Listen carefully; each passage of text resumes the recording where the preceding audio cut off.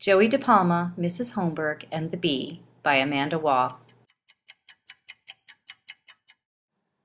The scene is Miss Holmberg's fifth grade classroom on a hot afternoon near the end of school.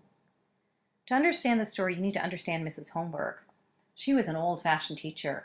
She had a bun, she was very controlled, and in my mind's eye, she's a stern mistress in a Norman Rockwell print.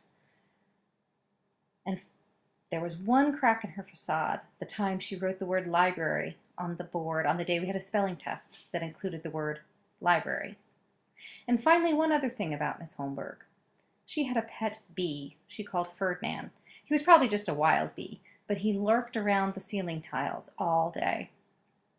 Now, the other key player in this story was Joey DePalma. He was the anti-Holmberg. He was a big, loud Labrador retriever of a boy.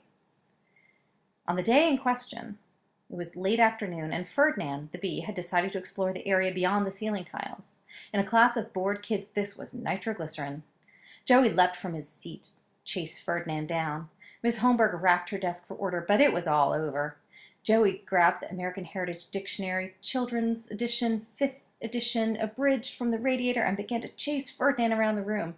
Ferdinand, he was having none of it. He buzzed the globe skimming over the Ural Mountains, buzzing the Union of Soviet Socialist Republics. He swept past the art supplies, rulers, and scissors upright in their Maxwell House coffee tins. Ferdinand had looped around the small classroom library, buzzing my beloved Wrinkle in Time. And finally, exhausted, Ferdinand alighted on the open window, perhaps readying himself for the final flight to freedom, as in the end of The Killing Fields, when the Cambodian journalist Dith Pran flees the country after enduring countless atrocities. But unlike Dith Pran, there is no escape for Ferdinand.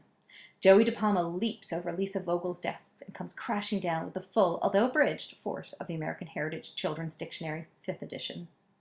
The force of the dictionary landing on Ferdinand and the 40-year-old casement windows crack magnificently, but hold. Ferdinand took the brunt of the blow, and a shocked gasp rolled over the class.